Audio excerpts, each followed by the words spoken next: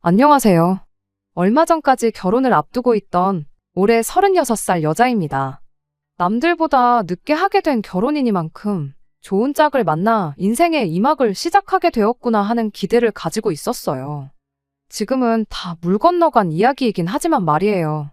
제가 이 나이가 되도록 결혼을 안 한 데에는 나름의 사연이 있습니다.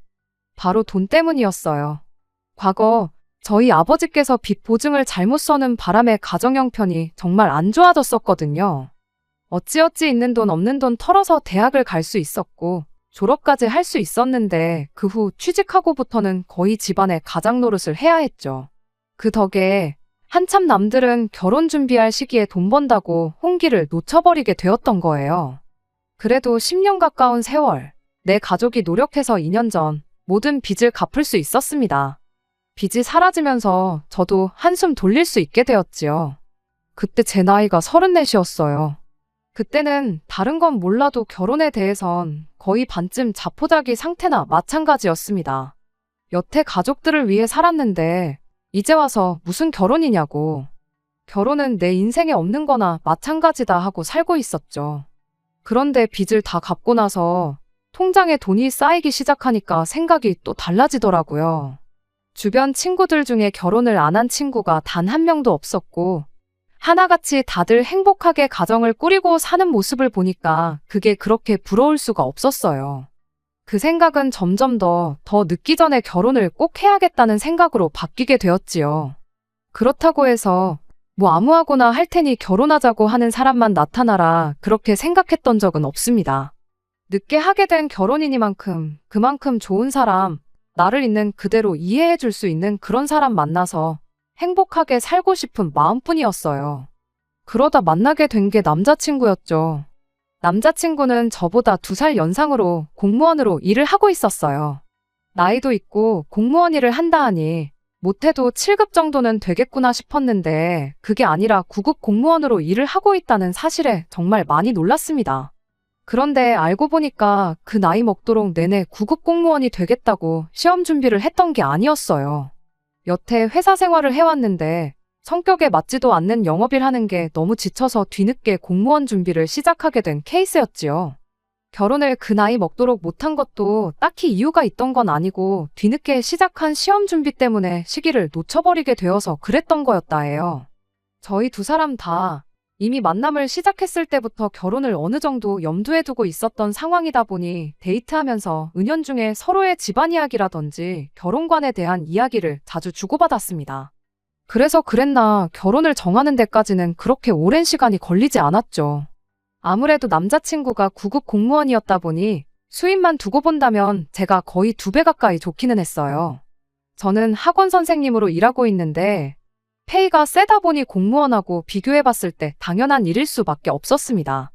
그래도 모아놓은 돈만 두고 보자면 저는 이제 막 가족들 빚 청산하고 2년 전부터 겨우 모으기 시작했던 거다 보니 남자친구가 저보다 훨씬 많았어요. 거기에 제 직장 특성상 제 이름으로 학원을 차리지 않는 한 수명이 짧은 직업이다 보니 안정적인 측면에서 보면 공무원인 남자친구의 조건이 훨씬 더 좋았습니다. 그렇다 보니 암만 제가 남자친구보다 벌이가 2배 가까이 좋다고 한들 누가 더 잘났고 못났고를 판단할 수 있는 게 아니라 생각했어요. 아무튼 그때 직업과 벌이에 대한 이야기를 나누다가 그때 남자친구의 가족관계나 가정사에 대해서도 어느 정도 알게 되었어요. 회사 일이 그렇게 맞지 않았으면 진작에 다른 직장을 구해보던가 좀 더 일찍 시험 준비를 하지 그랬냐 하고 물었더니 알고 보니 남자친구도 가정 형편에 얽힌 스토리가 있었더라고요. 아버지가 일찍 돌아가시고 어렸을 때부터 홀어머니 손에서 자랐다 보니 당장 어려운 형편에 빨리 시작할 수 있는 일이 영업일이었다고 합니다. 그리고 자기가 가장 노릇을 했어야 했다 보니 적성에 안 맞는 걸 알았다고 한들 당장 다른 직장을 구할 여건이 되지 않았었다네요. 경력이 쌓이면 이직이 될까 싶었는데 아무래도 배운 일이 영업일밖에 없었다 보니 이직을 한다고 해도 똑같은 영업일 자리밖에 구할 수밖에 없었다고 해요. 그렇다고 나이 먹고 신입으로 지원을 하자니 뽑아주는 곳도 없고 그래서 그때 작심하고 시작한 게 공무원 준비였다는 거죠. 저도 비슷하게 집안의 기둥 노릇을 했어야 했다 보니 그게 얼마나 큰 결심인지는 말만 들어도 알 수 있었습니다. 다만 당장 공무원 준비를 한다고 하면 수입이 사라지게 되는 건데 어떻게 용케 공무원 시험을 칠 결심을 했느냐고 물었더니 그때서야 예비 시누이 이야기를 꺼내왔어요. 남자친구 위로 2살 많은 누나가 있어요. 군대를 다녀와야 하는 남자친구와는 달리 바로 졸업하자마자 일을 시작할 수 있었음에도 불구하고 그때 당시 예비 신우가 따로 직장을 구하지 않았답니다. 여자는 시집만 잘 가면 되는 거라면서요. 오히려 남자친구가 벌어온 돈을 가지고 시집을 잘 가려면 일단 이뻐야 한다고 그 피 같은 돈으로 화장품 사고 옷 사고 머리하고 꾸미고 다니고 그랬다네요. 다 미래를 위한 투자라고 생각하라는 식이었다더라고요. 거기까지 들었을 때 당연히 예비 신우가 그렇게 동생 돈으로 꾸미고 다니면서 돈 많은 남자 물어다가 결혼을 해서 집안 형편 좀 피게 만들어주게 되었는 줄 알았어요. 그 덕에 여유가 생겨서 남자친구가 공무원 시험 준비를 시작할 수 있었구나 싶었죠. 그런데 그게 아니었어요. 좋은데 시집을 가기는커녕 아직도 결혼을 못하고 혼자랍니다. 30살이 넘어서까지 돈 많은 남자 꼬신다고 그러고 다니다 이도저도 아닌 상황이 돼버린 거죠. 그래도 다행인 건 그때 예비 신우가 정신을 차렸다는 거예요. 여지껏 자기 때문에 동생인 남자친구가 고생을 했으니 이제 어머니는 자기가 책임지겠다면서 남자친구한테 이제 너는 너의 인생을 살라 말하곤 공장 같은데 나가면서 집안 살림에 돈을 보태기 시작했다 해요. 그 덕에 남자친구가 시간적으로 경제적으로 조금 여유가 생기기 시작했던 거고요. 가장 노릇을 하면서도 차곡차곡 모아놓은 게 좀 있었다 보니 그 돈을 가지고 학원 다니고 하면서 시험 준비를 시작하게 되었고 피 같은 노력 끝에 2년 만에 9급 공무원에 합격을 하게 되었다 하는 그런 이야기였어요. 그리고 공무원 합격하고 나서도 얼마 안 되는 월급이나마 알뜰하게 모아서 전부터 모아놓은 돈과 합쳐 8천만 원을 모아놓은 상황이었던 거고요. 이래저래 복잡한 상황이긴 했지만 이야기를 전부 듣고 나니 한편으로는 다행이다 싶었어요. 저도 부모님 부양한다고 고생했는데 그게 얼마나 힘든 일인지 그 고통을 공유할 수 있는 그런 사람을 만나게 되었다는 점도 괜찮았고 남자친구가 젊은 나이에 가장 노릇한다고 고생한 만큼 예비 신우가 어머니를 책임지겠다고 했다 하니까 홀어머니라고 해서 앞으로 모시고 살 일도 없겠구나 그런 생각이었지요. 혹시나 싶어 남자친구한테도 단도직입적으로 물어봤어요. 혹시 결혼했다고 해서 어머니 모시고 살 생각이 있는 건지에 대해서도 말이죠. 저희 집도 아버지 앞으로 있던 큰 빚은 다 갚은 상황이긴 했지만 두 분이 노후 준비가 다 되어 있는 건 아니었거든요. 그런데 제 나름대로 여지껏 고생한 게 있는데 두 분 노후가 안 되어 있다고 해서 모시고 살고 그래야겠다 생각해 본 적은 단 한 번도 없다고 그렇게 제 상황도 이야기해줬지요. 남자친구도 제 말을 듣고 절대로 어머니를 모시고 살 생각이 없다고 그 부분은 걱정 말라고 하더라고요. 자기도 좋은 시절 가장 노릇하느라 청춘을 바친 게 있는 만큼 앞으로 모시고 살 생각은 없다고요. 대신 누나, 그러니까 예비 신우가 앞으로 결혼을 해서 가정을 꾸리게 된다면 어머님은 혼자서 지내셔야 할 테니 그때 돼선 예비 신우가 50만 원, 자기가 50만 원 해서 어머님한테 달에 100만 원 정도는 드릴 생각이 있다고 솔직하게 말을 해주더군요. 9급 공무원 월급에 50만 원이면 꽤 큰 돈이긴 하지만 저 또한 저희 부모님 노후가 안 되어 있는 상황이었다 보니 차라리 그렇게 하라고 하고 저도 똑같이 부모님한테 50만 원을 보내드리면 공평하겠구나 하는 생각이었어요. 그렇게 남자친구 말 하나만 믿고 결혼을 하는 쪽으로 마음을 굳히게 되었습니다. 그때 이 말을 듣자마자 가족들한테는 50만 원 외에는 아무것도 안 하겠다, 지장 찍고 각서까지 써야 했었던 걸까요? 본격적으로 결혼 준비를 시작하고 나니 뭔가 상황이 달라지고 있구나 싶은 느낌이 들기 시작했거든요. 특히 결혼 준비 시작하고 얼마 지나지 않아 전해 듣게 된 충격적인 소식 때문에 더더욱이 이게 맞는 건가 하는 생각이 들었어요. 바로 남자친구의 누나, 그러니까 예비 신우가 난데없이 출산을 했다는 소식을 들으면서입니다. 그게 예비 신우 이야기를 남자친구한테 처음 들은 지 3개월도 안 지나서의 일이니 충격적일 수밖에 없었지요. 결혼을 아직 안 했다고 들었는데 아무리 만나는 남자가 있었다고 한들 혼전 임신 소식이면 모를까 난데없이 혼전 출산이라니 이건 또 무슨 말인가 싶었어요. 그것만으로도 충분히 충격적이었는데 더 충격적인 사실이 저를 기다리고 있기까지 했죠. 예비 신우가 가진 아이의 아빠가 이제 나이 30 먹은 사회초년생 남자였다는 사실부터 놀라웠어요. 공장에서 신입으로 들어온 그 남자한테 일을 가르쳐주다가 어찌저찌 다른 것도 가르쳐주고 하면서 그렇고 그런 사이가 되었다나 본데, 아무튼 아이가 생겼다는 사실을 알고 나서 그 남자랑 결혼을 한 해 만에 말이 많았었다고 합니다. 그런데 남자 쪽 집에서 암만 아이가 생겼다고 한들 양육비를 내주면 내줬지 앞길 창창한 우리 아들을 마음먹은 여자랑 결혼시킬 생각은 추호도 없다고 들고 일어났다는 거예요. 아이 때문에라도 어떻게든 결혼을 하는 쪽으로 설득해보려 했으나 잘 풀리지 않았고 결국 시기를 놓치게 돼서 아이가 태어나게 돼버린 그런 상황이었던 거죠. 참 예비신우 인생도 기구하구나 그렇게 생각하고 말았는데, 그때부터 남자친구가 누나 병원이다 뭐다 하면서 엄청 챙겨주고 그러더라고요. 다른 사람도 아니고 자기 가족, 자기 누나 일이고 상황도 상황이다 보니 충분히 불쌍할 수 있다고는 생각합니다만, 제가 생각하기에 예비신우 혼자서도 충분히 할 수 있는 일까지 챙겨주기 시작하니 제 딴에는 그게 신경이 쓰일 수밖에요. 괜히 애꿎은 예비신우의 아이를 우리가 데려다가 키우자 하는 이야기 나올까봐 조마조마했죠. 왜 그런 이야기 몇 번 들었거든요. 신우 앞길 위해서 신우가 밖에서 낳아온 아이 키워오라는 집 이야기요. 저희야 아직 결혼은 안 했지만 상황이 딱 그렇잖아요? 한참 그런 걱정 때문에 스트레스였는데 이따금씩 카톡으로 자기 조카 사진 보내면서 아이가 너무 천사 같지 않냐 하면서 물어보기 시작해대니 청첩장까지 다 돌린 마당에 걱정이 이만저만이 아니었어요. 남자친구 머릿속에 들어가서 무슨 생각을 하는지 들여다볼 수 없으니 어머니 모시고 살 생각이 있냐 없냐 물어봤을 때처럼 직접 물어보는 수 말고는 달리 방법이 없겠더라고요. 그래서 남자친구 불러다가 대놓고 또 물어봤습니다. 혹시 신우 아이를 대신 키워줄 생각이 있느냐고요. 내가 어디서 이야기를 들어보니까 결혼 안 한 신우가 아이가 생겼다고 애를 며느리한테 대신 키워달라는 집이 있더라. 심한 데는 호적에만이라도 올려달라 하는 집도 있다더라고. 그런 이야기를 들으니까 걱정돼서 노파심에 물어보는 거지. 당신 집이 그런 집이라고 말하는 거 아니니까 너무 기분 나쁘게 듣지 말라고 최대한 좋게 남자친구 기분 살피면서 그렇게 질문을 했죠. 그런데 남자친구가 껄껄 웃더니 어디서 뭘 보고 왔길래 그런 소리를 하냐면서 그럴 일은 없으니 신경도 쓰지 말라고 그런 소리를 하더라고요. 우리 누나가 그 정도로 생각 없는 사람은 아니라고. 절대 자기한테 애 키워달라 떠넘길 일 없다면서요.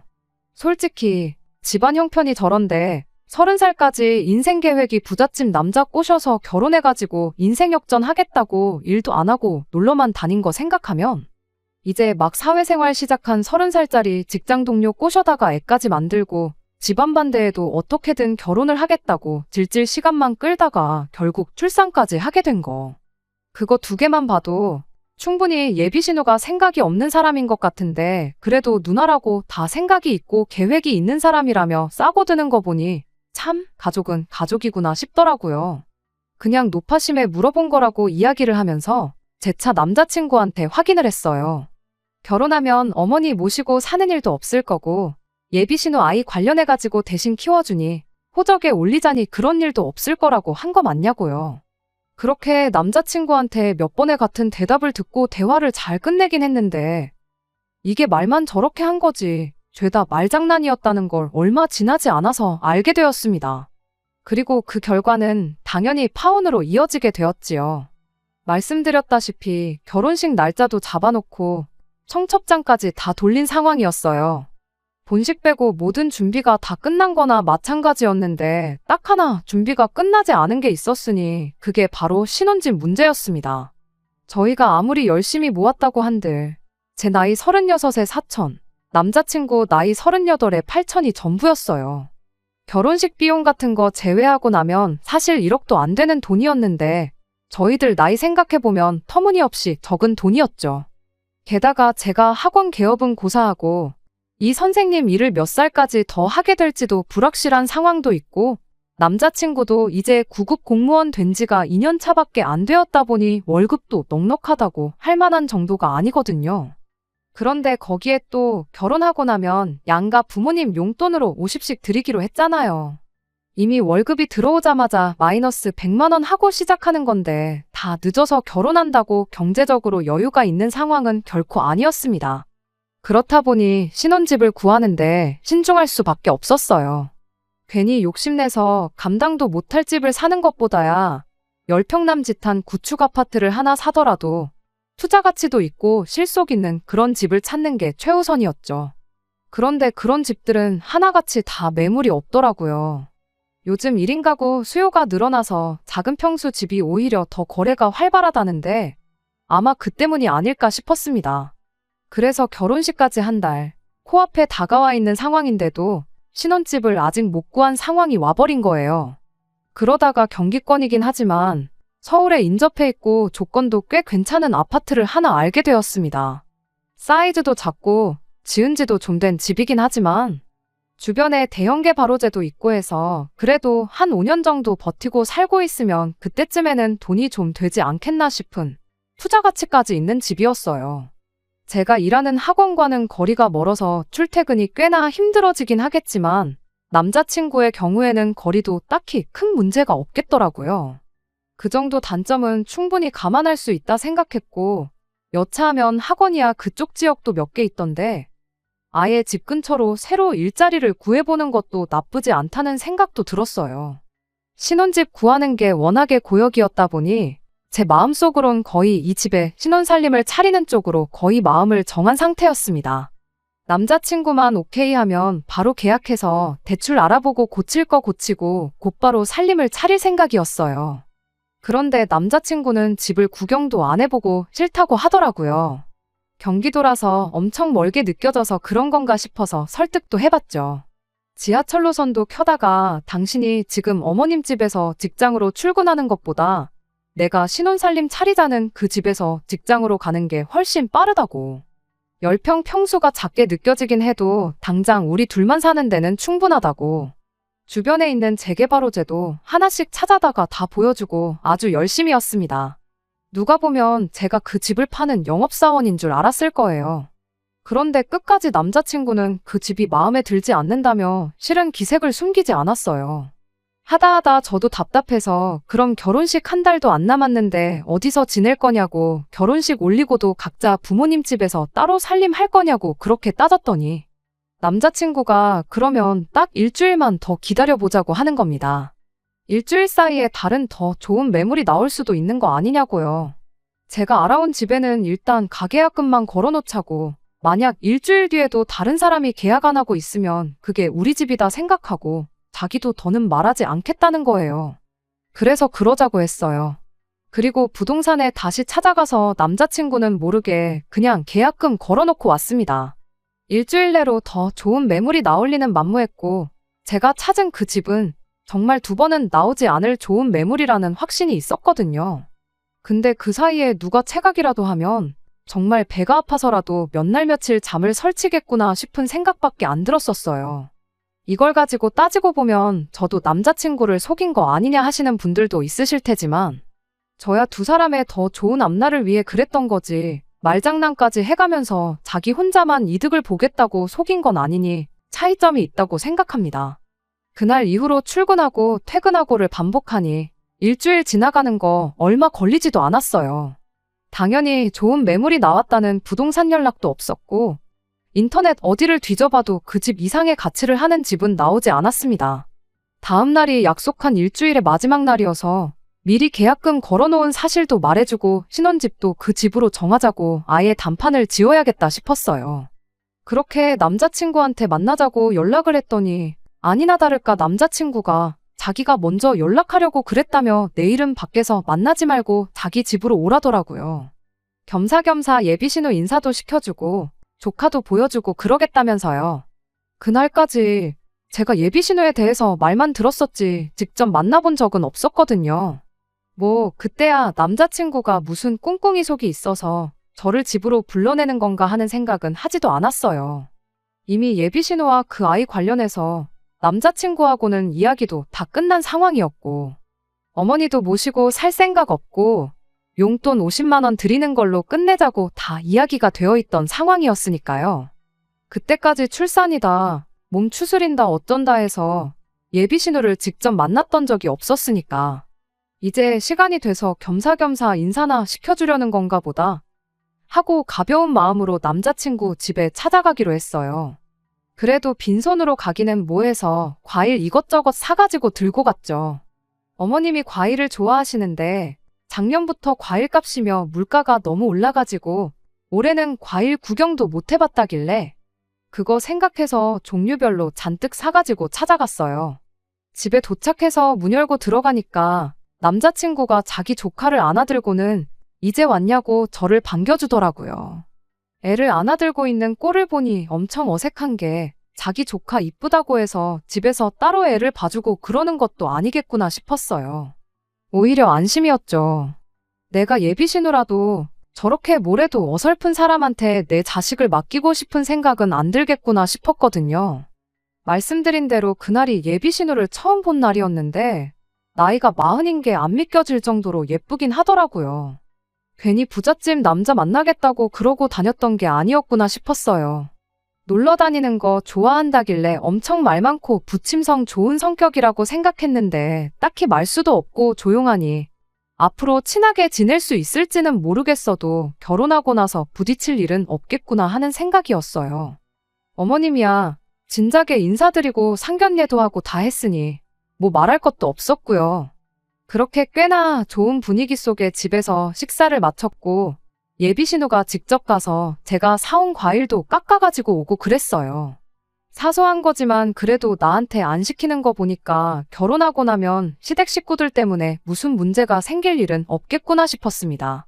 그때까지만 해도 그렇게 좋은 생각들만 하고 있었죠.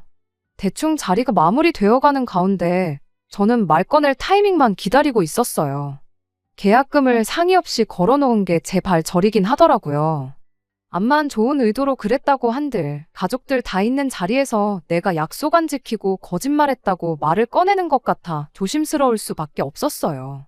이제 서로 할 말도 떨어져서 정적이 이어지는 가운데 남자친구가 난데없이 우리 집이 어떠냐고 묻더라고요.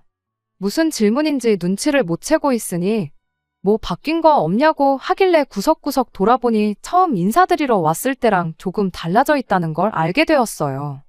기껏해야 도배랑 장판 정도지만 집이 전반적으로 환해졌더라고요. 벽지안이나 가구 뒤쪽으로 묵은 곰팡이가 있을 수도 있고 아이가 생겼으니 그런 것 때문에 바꿨나 보다 그런 생각이었어요. 동시에 이런 걸 왜 물어보나 싶기도 했죠. 그래서 대충 어색하게 좋아졌네 하고 한마디 대답하고 말았죠. 그런데 난데없이 남자친구가 집 구경 좀 시켜줄까 하는 거 아니겠어요? 집이 뭐 50평 넘는 호화저택도 아니고 그냥 거실에 앉아서 고개만 돌려도 집 전체가 한눈에 들어오는 집을 가지고 구경을 시켜준다니 어쩌니 하고 있으니 다른 의도가 있는 것 같이 껄끄럽고 느낌이 쎄하더라고요. 그래서 괜히 시간 주면 안 되겠다 싶어서 가족들 다 있는 자리에서 사실 그 집에 계약금을 걸어두고 왔다는 사실을 말했어요. 아마 그럴 리는 없겠지만 어머님이나 예비 신우가 혹시나 중간에서 내 결정이 틀린 게 없다고 내 편을 들어줄 수도 있지 않겠나 하는 생각도 있었죠. 그런데 남자친구가 그걸 상의도 없이 너 혼자 그렇게 결정하면 어떡하냐고 따지더라고요. 그래서 제가 말했죠. 어차피 일주일 지나서 다른 좋은 매물이 안 나오면 그 집에 신혼살림 차리는 걸로 하지 않았냐고요. 약속한 일주일은 다 지났고 다른 매물 나온 것도 없지 않냐고. 놓칠 수도 있었던 좋은 집 붙잡아 놓은 건데 오히려 다행인 거 아니냐 하고 되물었어요. 그런데 남자친구가 좋은 매물이 없긴 왜 없냐면서 돈 한 푼 안 들이고 좋은 집 구할 수 있다고. 괜히 상의도 없이 저 혼자 결정해서 아깝게 계약금만 날려먹게 생겼다면서 짜증을 내더라고요. 돈 한 푼 안 들이고 좋은 집을 구할 수 있다는 게 무슨 소리냐고 따지니 저보고 따라와 보라 하더니 안방문을 활짝 여는 겁니다. 분명 이전에는 어머님이 쓰시던 방이었는데 문 안쪽으로 보이는 방 안에는 가구 하나 먼지 한 톨 없는 깨끗한 빈 방이 되어 있었어요. 안 좋은 예감은 틀리는 법이 없다더니 돈 한 푼 안 들이고 구할 수 있다는 좋은 집이 뭘 두고 하는 소리인지 대번에 알겠더라고요. 그래서 남자친구한테 지금 이게 뭐 하자는 짓이냐 하고 물었어요. 남자친구는 뻔뻔하게 뭐가 문제냐는 듯한 말투로 대답을 해왔습니다. 방 크기만 두고 보면 제가 계약했다는 그 집과 비교했을 때 그렇게 크기 차이도 나지 않는다고. 둘이서 사는데 집 크기가 뭐가 중요하겠냐며 그 말을 제가 먼저 하지 않았냐는 거예요. 혹시나마 예비신우나 예비시모가 정상적인 사고를 가지고 있어서 집을 미리 계약했다는 이야기를 꺼냈을 때 제 편을 들어줄 수도 있지 않을까 생각했던 제가 바보였지요. 방까지 비워놓은 걸 보니 두 사람도 한통속이라는 소리인데 그 상황에 두 사람 기분 상하지는 않을까 걱정할 것도 없겠고 그냥 해야 할 말은 해야겠다는 생각뿐이었습니다. 그래서 그 인간한테 바로 말을 꺼냈죠. 집 크기가 중요한 게 아니고 당신이 먼저 어머님 모시고 살 생각 없다고 말했고 당신 누나 아이랑 연관되는 일 하나도 없게 하겠다고 약속하지 않았냐고요. 그랬더니 자기는 말 바꾼 거 하나 없다는 겁니다. 한 집에 살자고 방까지 비워놓았는데 말 바꾼 게 없기는 뭐가 없냐고 바로 따졌는데 남자친구는 이미 만반의 준비를 하고 이날만 기다리고 있었는가 봐요. 어린 반푼어치도 없는 소리를 미리 제 반응을 예상하고 연습이라도 한 건지 그럴싸하게 청산유수처럼 뱉어내기 시작했거든요. 일단 어머님을 모시고 사는 게 아니랍니다. 일단 어머님이 전세 계약을 먼저 해지하고 보증금 돌려받으면 자기가 모아놓은 돈으로 이 집을 전세 계약을 할 계획이라는 거죠. 그렇게 되면 실질적인 집주인은 자기가 되는 거 아니겠냐는 거예요. 어머니는 이 집에 방 한 칸 얻어 살면서 우리 맞벌이하러 나간 동안 집안일도 해주고 시간 나면 예비신우애도 봐주시고 할 거라는 겁니다. 어머님이 집안일 대신 해주는 그 노동력을 월세 대신 받는 셈 칠 거라나요. 그러니까 말인즉슨 어머니가 내 집에 새들어 살게 되는 거니 따지고 보면 모시고 사는 게 아니라 어머니가 우리 집에 얹혀 살게 되는 거나 마찬가지라는 거죠. 거기에 또 이렇게 되면 자기는 또 어머님한테 용돈 드리기로 했던 거 그거 안 드려도 되는 거 아니겠냐대요. 매달 50만 원씩 못해도 20년은 드렸어야 할 텐데 그걸 따지고 보면 딱 지금 우리 모아놓은 돈만큼은 된다는 겁니다. 그게 결과적으로는 돈 한 푼 안 들이고 집을 구하는 거나 마찬가지라는 소리였지요. 또 같이 한 집에 산다 뿐이지 우리가 누나 애를 대신 키우자는 것도 아니지 않냐는 거예요. 누나가 누나 애를 직접 키우는 거고 어머니가 도와주시기까지 하니 우리는 조카 관련돼서 뭐 해야 할 일 아무것도 없다는 소리였죠. 그러니 자기는 말 바꾼 적이 없다는 거예요. 모시고 사는 게 얹혀 사는 게 되고 애는 애엄마가 직접 키우는 꼴이니 자기가 했던 말에 거짓이 하나 없다고 하는데 말장난을 해도 정도가 있지 어이가 없어서 뭐라 따지고 싶은 생각도 들지 않았어요. 그냥 그 길로 제 짐 챙겨서 자리에서 일어났습니다. 식탁에 보니까 제가 사온 과일 중에 사과 몇 개랑 천혜향 몇 개 남아있길래 그거 먹으라고 두고 가는 것도 아까워서 그것도 제 가방에 꾸역꾸역 챙겨서 나와버렸어요. 그래도 어머님이랑 예비신우는 염치라도 있는 건지 나가는 저한테 아무 말도 안 하고 가만히 앉아있더라고요. 집에서 나오자마자 몇 걸음 안 걸었는데 남자친구가 쫓아나와 저를 붙잡았습니다. 그 와중에도 미안한 거보다 가족들 앞에서 뭐 하는 짓이냐고 자기 체면을 찾고 있는데 참 결혼식 3주 앞두고 이런 사람이라는 걸 알게 된 게 오히려 다행이구나 싶은 생각 말고는 다른 생각이 들지 않았어요. 그 와중에 남자친구가 제 마음을 돌려보겠다고 꺼낸 변명이 더 어이가 없었습니다. 누나 아이 태어나는 거 보고 몸조리 한다고 며칠 알아놓은 거 보니까 갑자기 집안 가장 노릇하면서 없어질 뻔했던 효심이 살아났는가 봅니다. 어머니가 누나랑 자기 낳을 때 얼마나 고생하셨을지 당장 아빠 없이 자랄 조카 보니까 어머니가 아버지 없이 우리 둘을 키우면서 얼마나 고생하셨을지 생각해보니 마음이 편치 않더래요. 그래서 이렇게나마 한 집에 가까이 지내면서 행복하게 살고 싶다는 소리를 하는데 이 인간이 결혼할 뻔했던 사이라고 제 팔을 붙잡고 있는 것도 열불이 터져서 저도 모르게 제 가방을 휘둘러서 남자친구 얼굴을 한 대 쳐버렸죠. 난데없는 공격에 남자친구가 의혹하고는 바닥에 주저앉았는데 참을 만큼 참아서 그랬나 무슨 방언 터진 것 마냥 입에서 말이 줄줄 나오더라고요. 누가 영업사원 출신 아니랄까봐 겉만 번지르르하게 말해놓으면 진짜 그런가 하고 속아 넘어갈 줄 알았냐고요. 차라리 어머님하고 같이 살고 싶다. 누나도 혼자 아이를 키워야 할 수도 있으니 앞으로 어떻게 할 건지 정해질 때까지 한 집에 살았으면 좋겠다. 그렇게 솔직하게 미리 말이라도 했으면 조금이나마 그러는 쪽으로 내가 생각했을 수도 있었을 거라고요. 어머님 고생한 것도 알겠고, 가족들 곁에 살면서 가족들 버팀목이 되어주고 싶은 그 마음도 알겠다고요. 근데 그거 나 없이도 충분히 할 수 있는 거 아니냐고.